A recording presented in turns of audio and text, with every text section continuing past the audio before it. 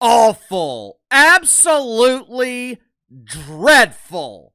I don't know about you guys, but I hate watching NBA games on ESPN. When the NBA is on TNT, they have my undivided attention for at least 4 hours. From the pregame show all the way through the postgame show, the NBA and TNT, they've got my attention.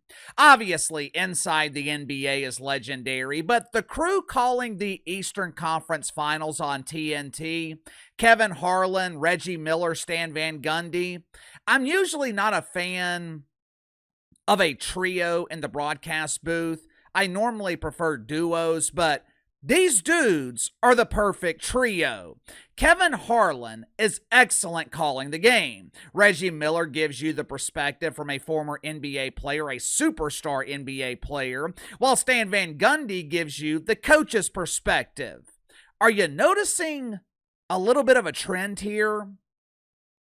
Diversity had nothing to do with putting this group together.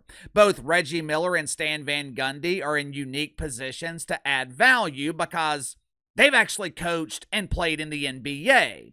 It's the same thing with inside the NBA. You got 3 legendary players. You got 2 superstars in Shaq and Charles Barkley, a former star-level player with Kenny Smith. Ernie Johnson is the glue that holds the show together. Molly Karam, you should be taking notes. If Molly Karam wants to learn how to properly host a show, watch Ernie Johnson. Meanwhile, the broadcast on ESPN is unwatchable. It is criminal that ESPN continues to monopolize the rights for the NBA Finals.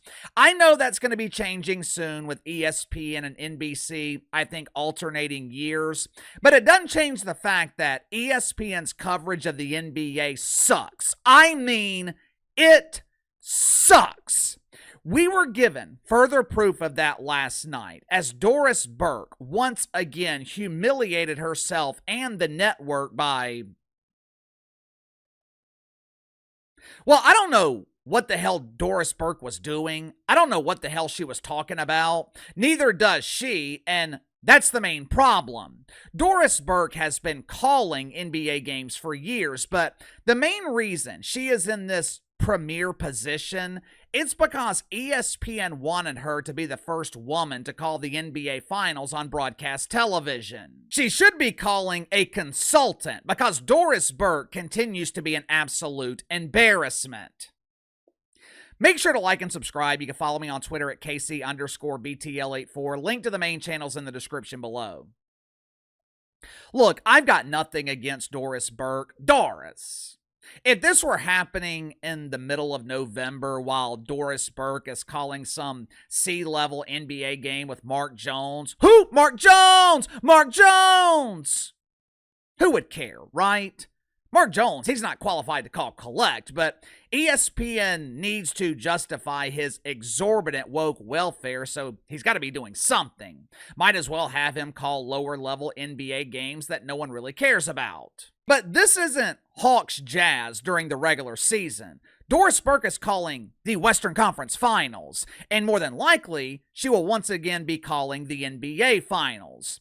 You're already working at a network that has been heavily criticized for its substandard NBA coverage for at least a decade, maybe even longer. The last thing you want to do is make it worse, which is exactly what Doris Burke has been doing throughout the Western Conference Finals. I'll show you a few examples of what I'm talking about, and I'm not even going to provide context because no context is needed. Just watch it for yourself.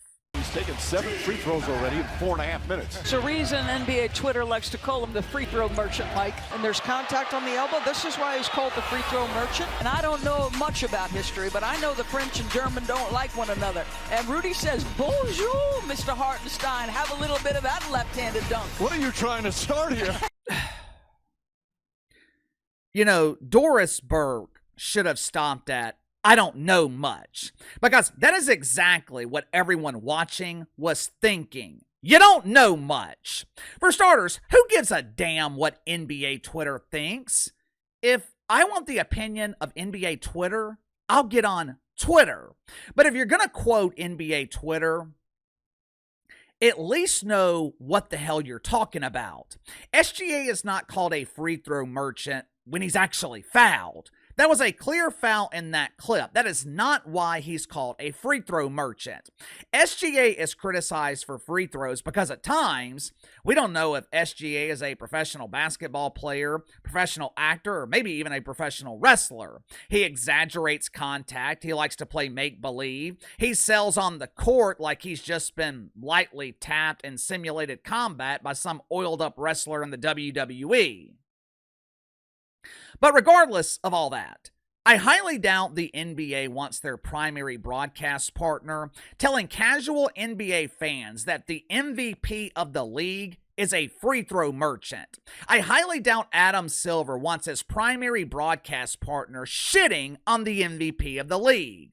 Right now, the NBA is trying to build new stars. They're trying to promote OKC. I'm sure they are worried about ratings for the NBA Finals this year. And you got one of the main voices at ESPN telling casual fans that SGA just wants to shoot free throws.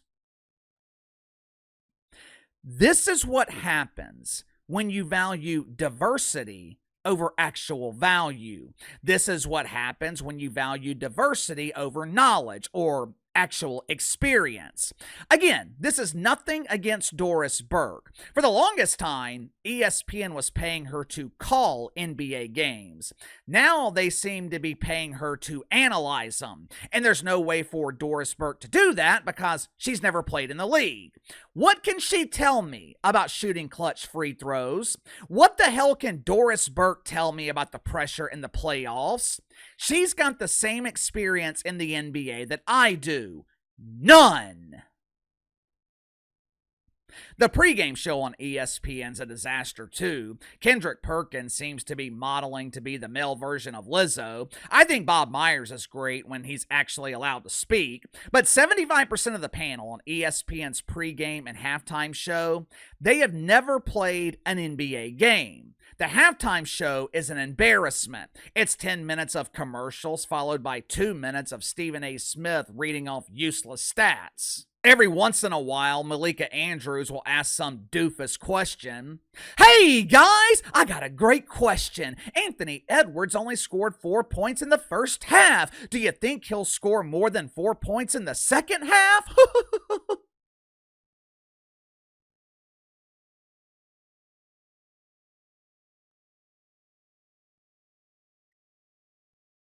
Nah, I think Anthony Edwards will spend the second half riding that bicycle in the tunnel and just give up on the second half of the game.